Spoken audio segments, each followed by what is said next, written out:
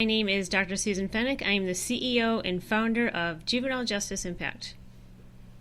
Together to talk about people who need help and healing and support, and to let them know that they're not alone in their fight or whatever struggle they may be having.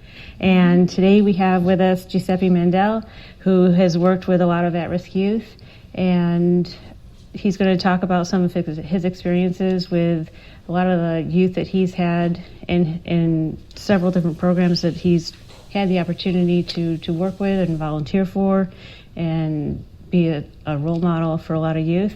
And then we have Hortensia Dejuses, who is the executive director of Alternative Peer Group, and there is no hero in Heroin. So, wow, there's a lot. It's a mouthful. Yeah, so thank you both for being here. And let's start with you. What we were talking about earlier was one thing that caught my attention was you were talking about how kids these days are using so much more drugs, getting into so much more trouble, and how you've seen from your experience over the years, you know, like back when we were kids, you know what I mean? That's not even debatable right now, but I'm just saying that when you see an escalation of the drug use and the high-risk behaviors, what do you attribute that to?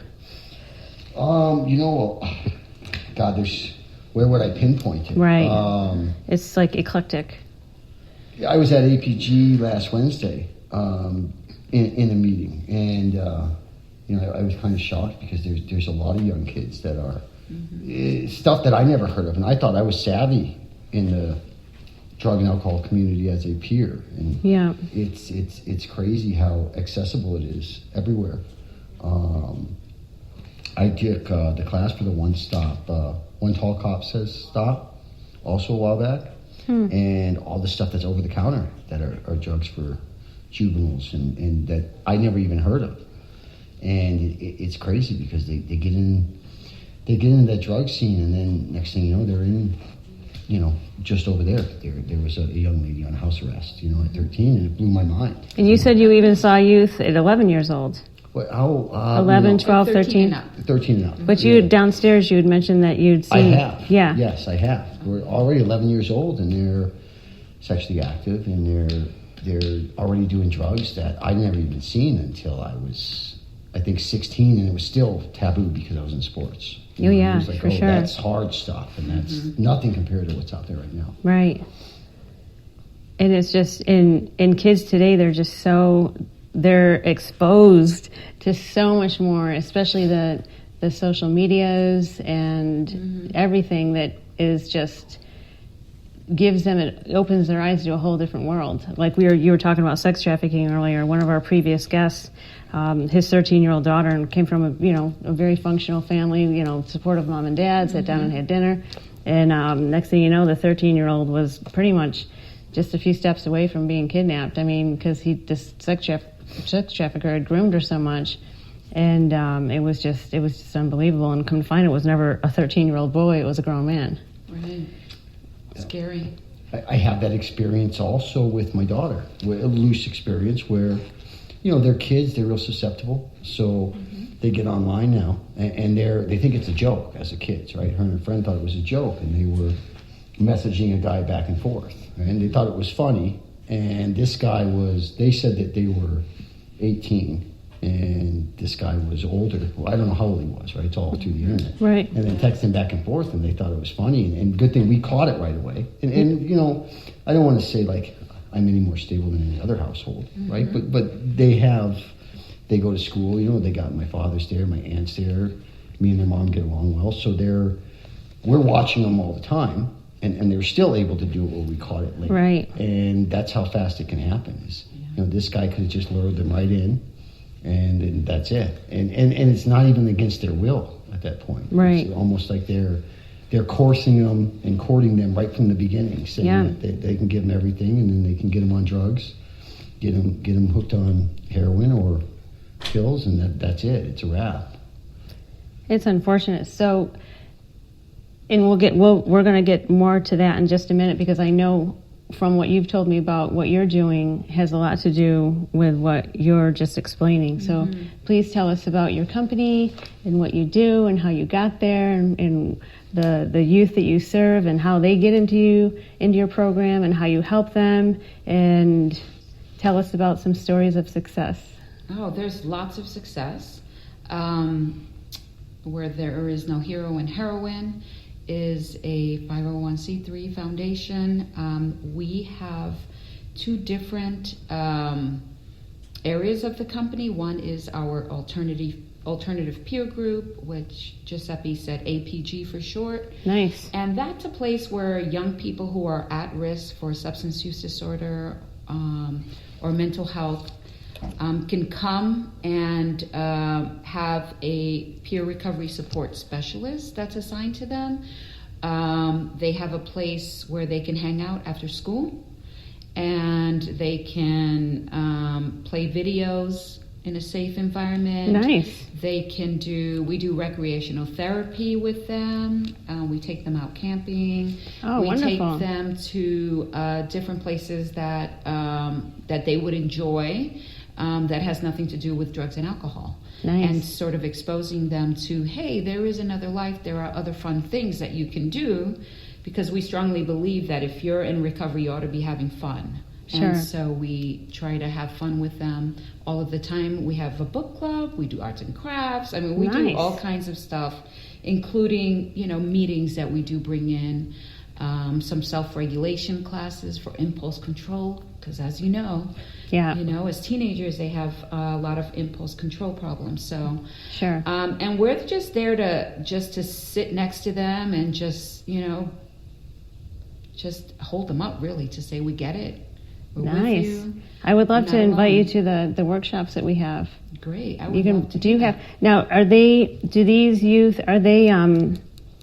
Do they stay in like some sort of housing through your company, or do they come and they get their programming and they're given a bus pass and they can go home? They're never done with us, so it's unlimited services. Nice. We're open Monday through Friday from 12 o'clock to 7 p.m. Oh, okay. So we're there during that really critical time after school. And then we do some tutoring on Saturdays now. I love it. Nice. And, it's basically free. And so we invite parents to come and check it out. That's important right there, the Yeah. parents, because this will be we've done these workshops before in the past, and I told the crew, I told everyone involved, I said, this year I definitely want to get parents more involved, and going back to what you're saying about the school, it's so, that time from 3 to 5, unless someone has, they have the after school program sometimes, but unless someone, they're not able to do something like that, then they have that 2-hour period where they're just, what am I going to do? what am I going to do now? What are we going to do with these 2 hours before mom, dad, grandma, or whoever it is that's watching them? Yeah, it's a really dangerous time. So we're committed to being open. Some kids come, they're dropped off. Some kids we pick up. We do have bus passes. Nice. The RTC is very generous. Very, very generous. We try to drop off as much as we can. But we believe they are at the safest place that they could be with us. There's not going to be any drugs or Nice. alcohol. How long has it been up and running? In 2013, we started a nonprofit. Nice. We started I love what you do. at Mission High School. So our founder is also the founder of Mission High School. Oh, nice. Yeah. So we have a good in over there. We have great relationships. Sure. We pick up all of those kids almost every single day. We bring them to our facility, and I'd like to come and take a tour. Yes, you're invited. I would love to. Yeah, I really come would. by. And you love the people that are there. I mean, they're vetted very well. Everybody who works with us is a peer recovery support specialist certified by the state, and everybody has a full-on background checks, both through the state and FBI. Nice. Nobody's getting close to our kids, so we do we do a really good job at keeping them safe. That's incredible.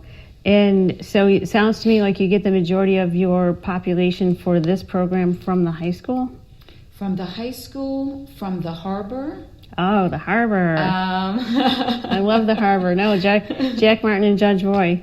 Yeah. Yeah, no, they've done a great job with that. They That was the first time opportunity I had. The Harbor was the first company or program that I was able to donate to. Oh, really? Yeah, That's no, great. they've come a long way. It They took have them come. it took them a long time to get that first location up and running, and now I think there's 4 of them. 5. They're just opening up in Henderson now, so it's pretty incredible. Nice. And we also get young people from the homeless youth partnerships in Sure. town. So Nice.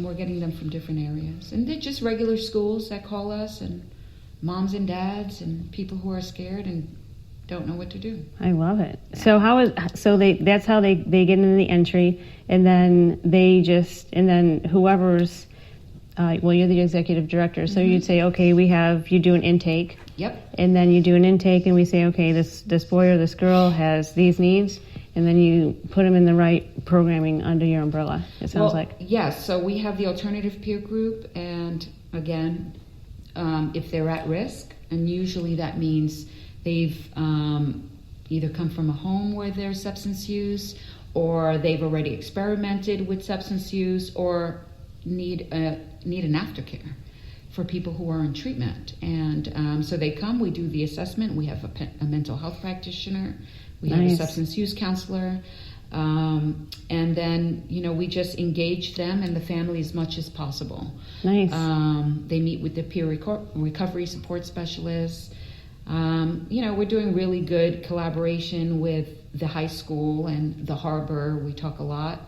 And if we can get services to their family members, that's our next step. Nice. Yeah. That's incredible. No, I mean, it's nice to hear that because there's so many youth out there that are misguided. Mm-hmm. Yeah. Whether it be by their own peers or anyone. Yeah. Anyone. I mean, they could be misguided or being with the wrong crowd, like we were talking about earlier. You can, even if they weren't misguided by their parents, right? It's not always the case. I mean, you could take, he's passed away now, but you could take my brother, for example, right? Is a good kid. Hortensia knows him, is a good person. Yeah. He got into the public school system, and everything changed. He got in with the wrong crowd, and got into drugs, and was in trouble nonstop early on. Now, thankful for some of the programs and stuff that were instilled as an adult through the corrections facility, he was able to change his life around for quite a while before he passed, and do a lot of good work in the community. But he's a good example where it's nowadays, it's not even just your at-risk teens. It's all. I mean, it's crazy out there. You could even come from a good family, guy or girl, well-do. I mean, my father, my aunt, my uncle, they took good care of us, and you involve in that wrong crowd, you're uneducated. Next thing you know, you're skipping school. And there's no way to tell if you're skipping school. You're doing stuff wrong, you're doing drugs, you're going out, you're doing stupid stuff that as a kid, you don't have the impulse control. I'm an adult, I have a hard time with impulse control, let alone the kids that have none. Yeah. And they get in the wrong crowd pretty easy. And one bad mistake can wreck you for life. Forever, yeah. It could wreck you for life, it could follow you for life. It's true. And it's very stressful for kids right now. And the marijuana is flowing, and the wax is flowing, and the vodka is flowing. So we do talk about drugs, but the vodka is in the school system, especially for the girls. You have a water bottle, right? It looks just like vodka. Yes. And so I had one young man who just graduated our program. He did both the alternative peer group, and he comes back occasionally, and he also did the outpatient program because we also do adolescent outpatient. And one of the things he said was there should not be allowed any water, anything, not containers, not anything allowed in CCSD. Wow. Can Can you imagine that? No, seriously, because Seriously. even as kids, even back when we were in high school, they tried, some of my friends tried to pull that little trick, because you don't know what it is. Even a thermos. Yeah. A plain old thermos could have, who knows what, a margarita in it or Now something, they all have Who knows? The metal flasks anyway. So Yeah. that's the thing now is that hydro flask that they all have. And I'll be honest with you, I have 2 kids, right? I've got a 14, 12. and I'm even involved in the recovery, as involved as much as I can, right? Mm-hmm. I would like to think I'm pretty savvy at stuff, but could I tell you, like, could I communicate with my daughter at the level I want to? Or no, because she's right under my nose, right? So it's almost a weird thing where they would open up to somebody like them more. We were talking about today about therapy and counselors, like if there's a free resource, because my daughter's not going to open up to me all the way, nor am I going to be able to see it all the way right in front of me. It's scary, isn't it? It's terrifying. Yeah, it's terrifying. Mm-hmm. What are some of the youth that you've had, that you've seen, where you were not able to break through as much as like you were, for example, the youth that graduate? And we'll get back to that in a second. But so every youth that comes to your organization, they go through a process, and then they have a graduation. Can you talk a little bit about what it is that they earn to graduate? In the outpatient program, that's where they complete their program.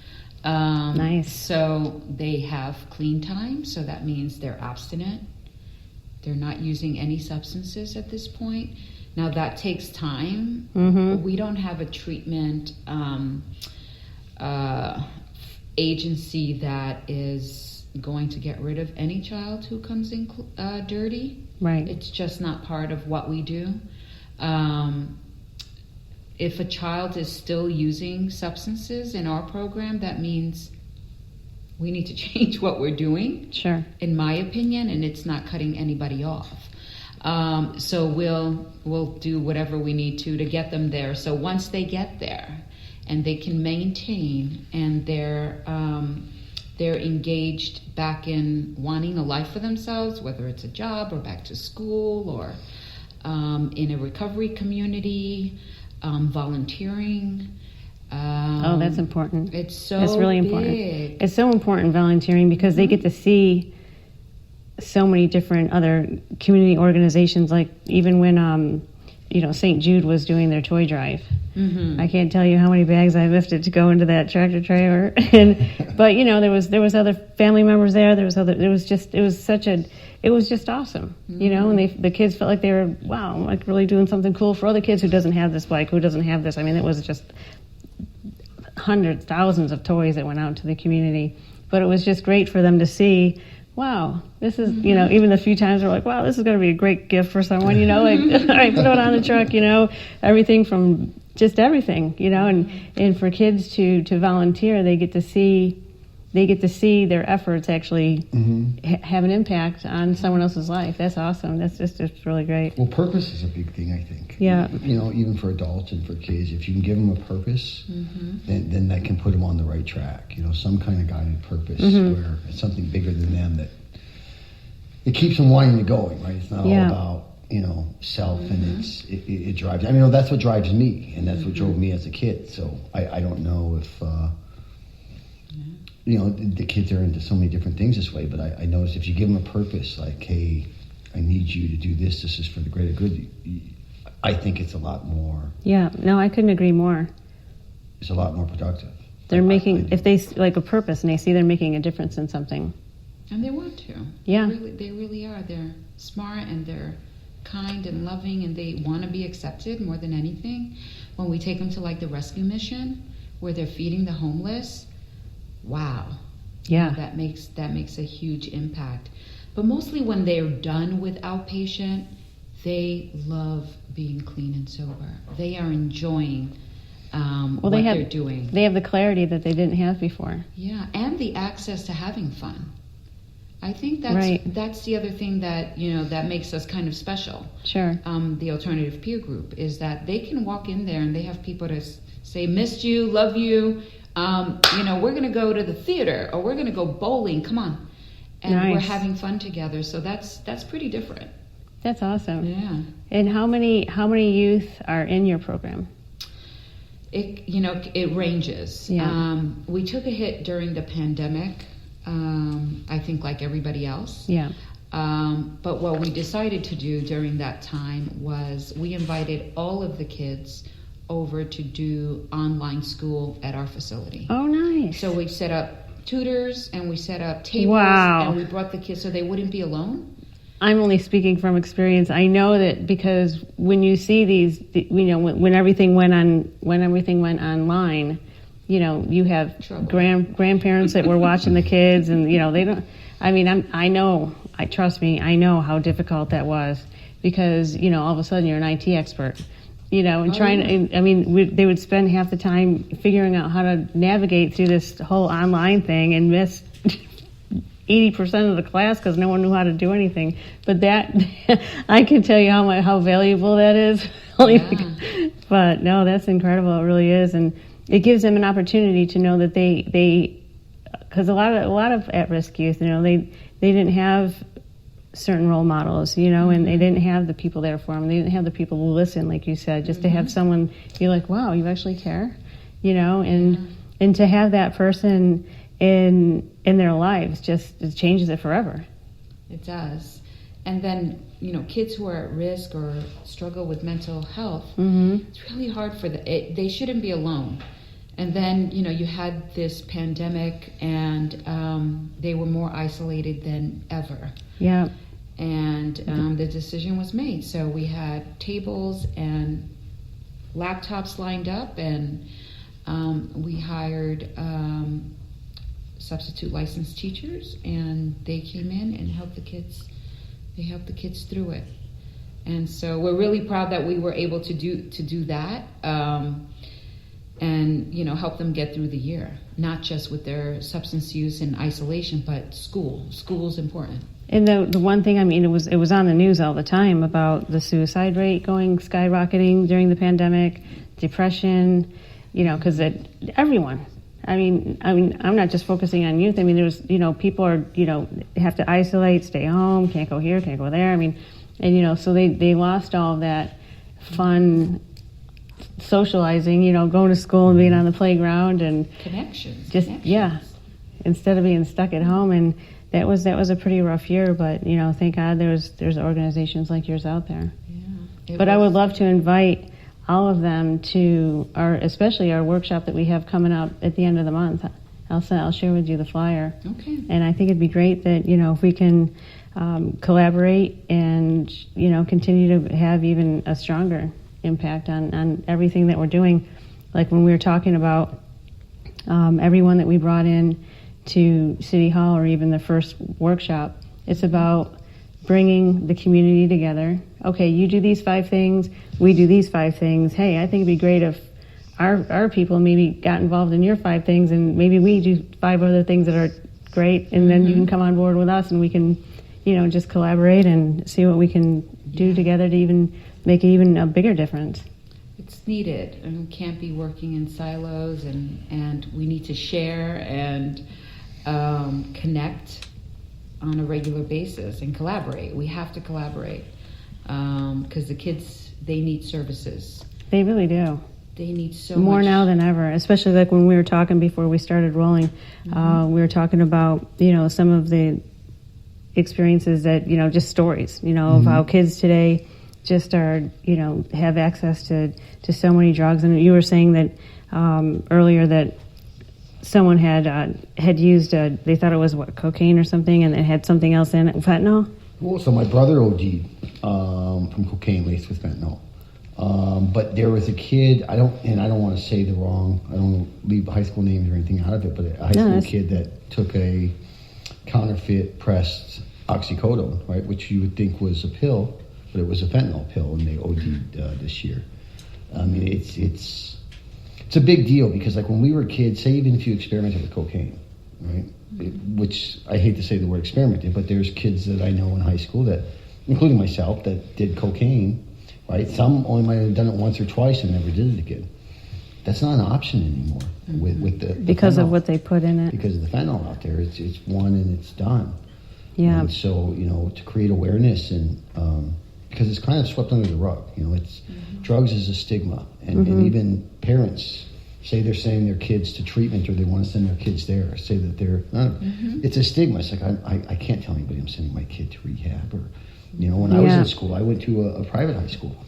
It's the last thing that you talked about was drug use with your parents. Sure. Well, they had DARE back then in the schools. Was, no, I know, but that's what they had back then.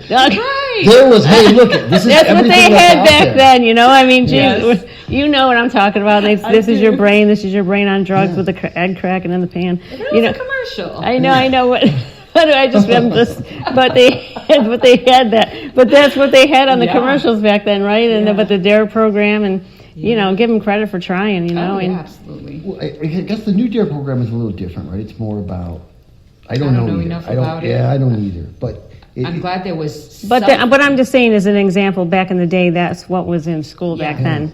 Yeah. Yeah. Well, and think about it. Then it almost created more of a stigma, right? Because it's like, hey, these are drugs. These are bad. These are this. These are that. So Oh, right. say now you're Right, really right. scared to mention it, and then the parents are like, oh no, my kids, they're going to DARE. They're saying no to drugs, right? But you know, it is a disease, and so and you're subject to it. I mean, it's simple, and it can happen to anybody. It really And can. So if you're afraid to ask for help, it might be too late. You know, then you get later on in life where it's too late, where now you're down the wrong path. That it's a lot harder to get off of versus kind of nipping in the bud. That's why I'm a big believer in ABG and what they do, because you're kind of catching it at the source. You know what I mean? And even if it doesn't stick right there, you know, because You're planting a seed. You're planting a seed to where they know where to go to get help before it gets too. Oh, sure. I mean, you think about some of the educators that we had in our life, and back in grade school and high school, and you know, you think about, you know, this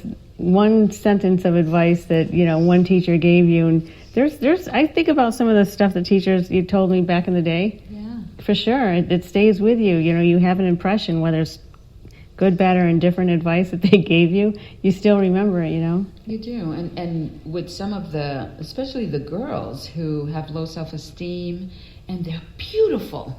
I mean, they are.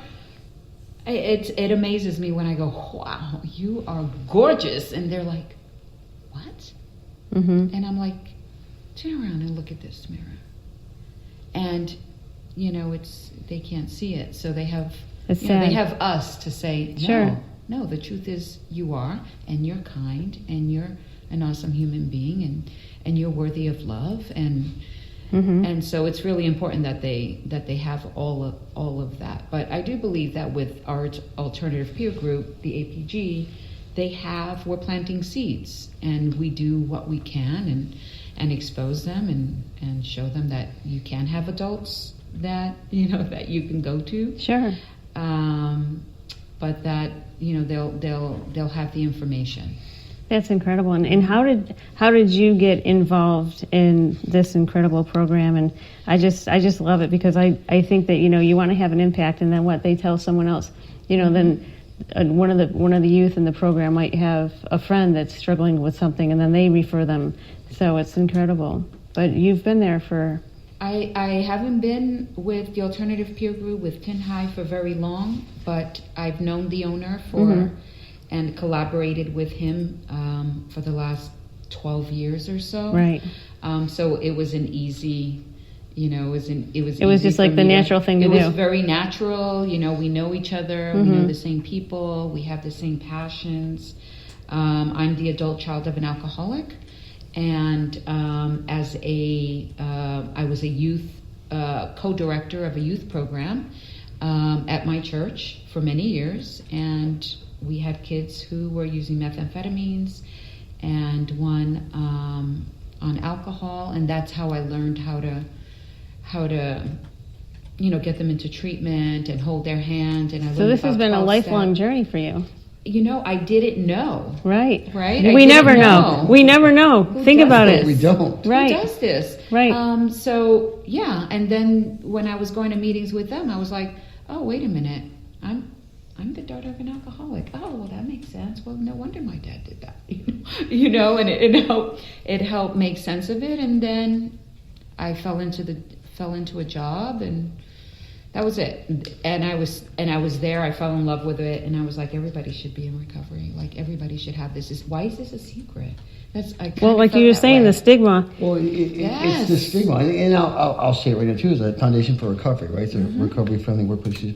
It's about releasing the stigma. Right. Programs like APG is about releasing the stigma, and I think it's just scratching the surface. Like, think if you I had mentors that were football coaches, right? Along with my dad. what if it would be okay for me to go to my coach, who I looked up to, and tell him that, hey, listen, my first time drinking was 32 shots of Crown Royal. I mean, that's not normal, right? Mm-hmm. And so you continue to do it. What if I knew that it was okay, or I had, a better understanding of like my mom's addiction and things like that. If I had a better understanding of it, maybe I would have got help sooner. Who knows? Right? It all worked out the way it did, and I'm thankful for it. Right? By the grace of God, I'm here. But it's a big deal. So I mean, if you can get other peers all over the community like that, it's a big deal. It's so kids know that it's okay to help. And I've had the conversation with my daughter where I want her to be open, but at the same time, is she going to be open with me? Oh my God! I thought I turned this off. Sorry. She knows that I'm in recovery, and so like a service like APG, which I'm kind of nudging into getting her over there, right? They may open up a little bit more there. Because as parents, even in recovery, I don't know. Do I really know what my daughter's doing when I'm not there? Right. Well, we want acceptance from our parents. Mm-hmm. That is the thing we want the most, I believe. So it'd be hard for a child or an adolescent to let you down. Yeah. Right. So I think going to a safe place where it's like, yeah, we get it. And, some of this is normal and some of this you need to watch out for. Sure. In my family, we knew that there was addiction. We've lost family members to addiction. I lost my brother to addiction. So we have that in common. We both lost a brother. My grandfather died from his alcoholism, and my father struggled his whole life, and really practically died alone because of it. So we don't, in our family we talk about it openly, but even more than just saying, hey, watch it, we have this genetic thing in our family, whether you want to have a good time or not, it's like a switch that can go off. But we've gone even further, and I think this is what's changing in our family for the generations that have come since me, is if you find that you are escaping, or that you're obsessed about it, or it's there's treatment for that, and it's not a thing. There's treatment for that. Let's just go. And that's important for you to let them feel that comfort level instead of going back to that stigma. Like, we want, your company, the organization just lends and offers so much comfort and support. And that's what they need, because it's not easy to walk in there and, say that you have, whether it's depression or suicidal ideation or some addiction or whatever it might be, which can lead to, ultimately, could lead to, someone taking their life. Yeah. I mean, I tell a lot of the young people that if it wasn't for drugs, that they'd probably be dead.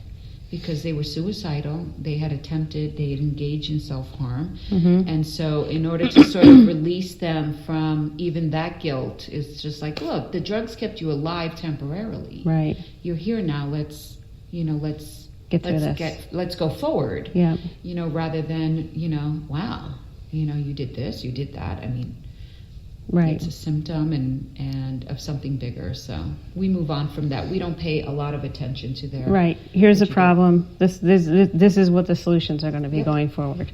And that's incredible. So you're not just beating them down for something that sometimes they don't even have control over.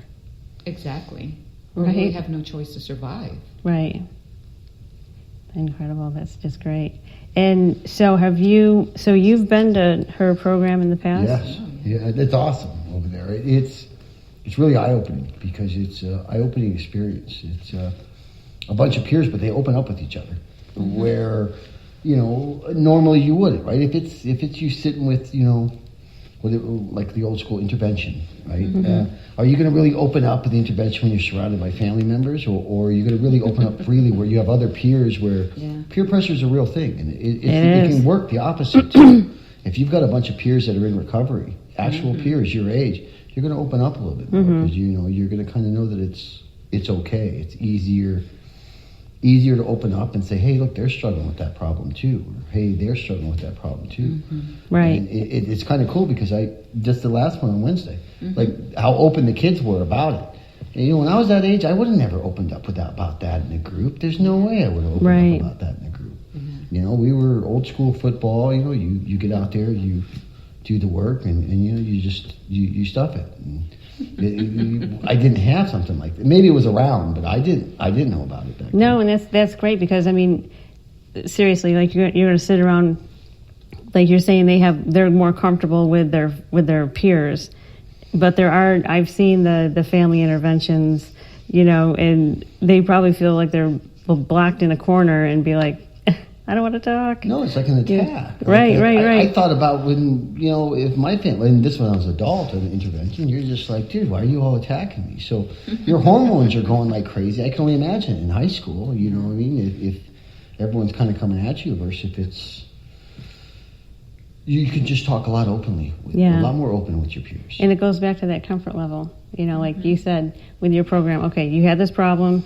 It's fine. It's over there. We're not going to focus on that. We're going to focus how we're getting better.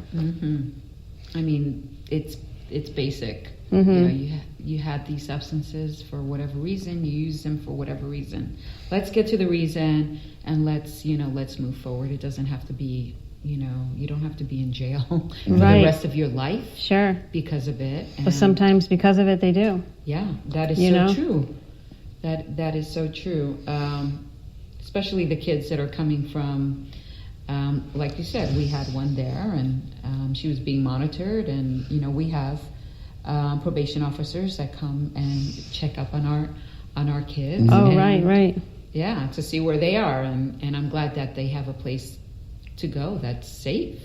Well, the cool thing is that I was there, like her bracelet went off, right? And she was newer to the group, right? So she still has that mentality, that kind of attitude of, okay, the bad guys are calling. It is where the mentality is, right? So she goes in and she's like yelling at the monitor, but then one of the peer coaches went in and then calmed it down, and he's awesome. Brian over there is awesome. And but it gives you an idea of where where their mindset's already going before they get involved with something like that, where it's always that, the bad guys are calling. Right. But they're the probation officer, the house arrest officer. Right? They're not the bad guys, but it's the mentality already as a kid. So it's kind of cool to have a group where you can kind of switch that and show that. Support. Yeah. I mean, it's a big deal. To me, it's a huge deal. I wish it was more when I was around. Sure. When I was a kid. If it could be implemented, like Mission High School, to me is phenomenal. Right out of APG, that has... that's the first ever, right, Hortensia? What? Mission High School? Mission High School is the first high school in the country that's fully funded by the Department of Education. Okay. There is no other recovery high school that's fully funded by the Department of Education. It's the first. You have other high schools in the country, especially in Texas, where they have recovery programs in the schools, but it's not a recovery high school. Right. Totally different. Totally different.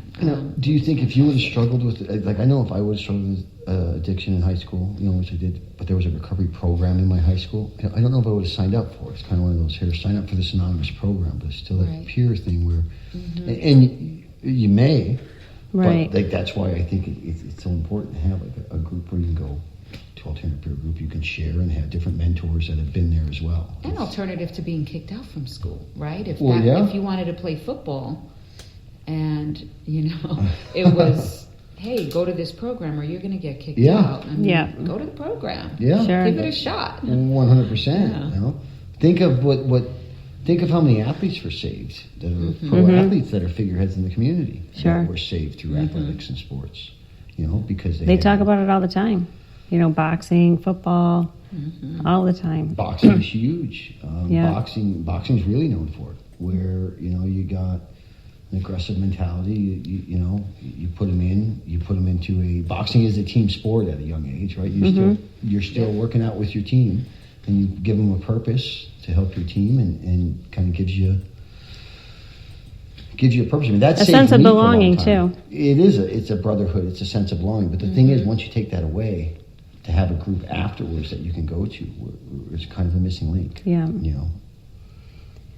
Well, before we wrap up, I want to tell us about your graduation, where the kids where they you had mentioned earlier that they graduate.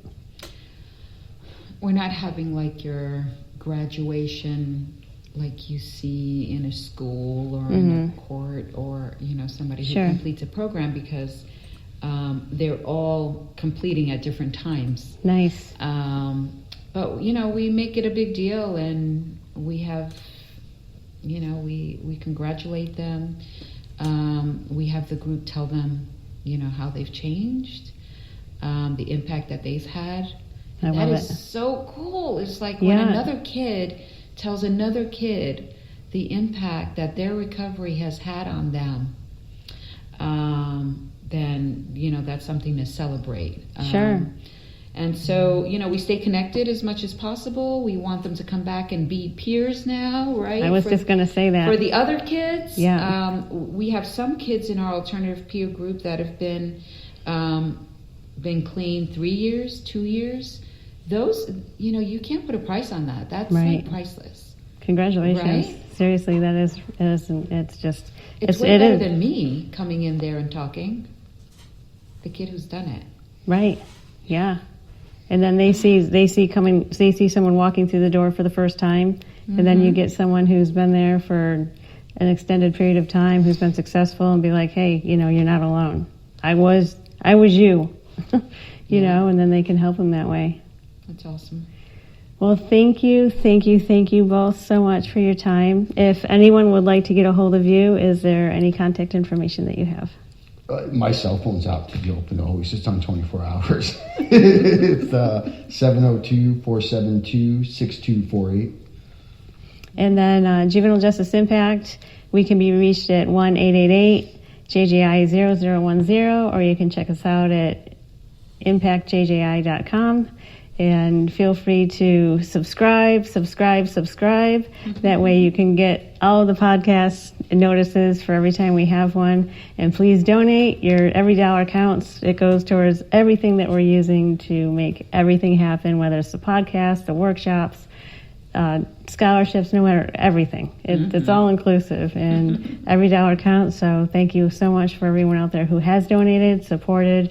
We appreciate it wholeheartedly. So thank you. And how can we all get a hold of you? And how can parents and other schools even get a hold of you? And how do they get involved? And We'll take referrals come from both the Harbor, the state of Nevada, Recovery High School, but you could just come in. If you need help, you call us at 702-445-7318, and you can check us out on our website, tinhighlasvegas.info. And Tin High, the acronym for There Is No Hero in Heroin. Thank you so much. Thank you. Thank you. It's been awesome. It's been great, and I hope that whoever out there is listening and has any struggles, you know where to find. We're here. Yeah, you know where to find us. So thank you so much.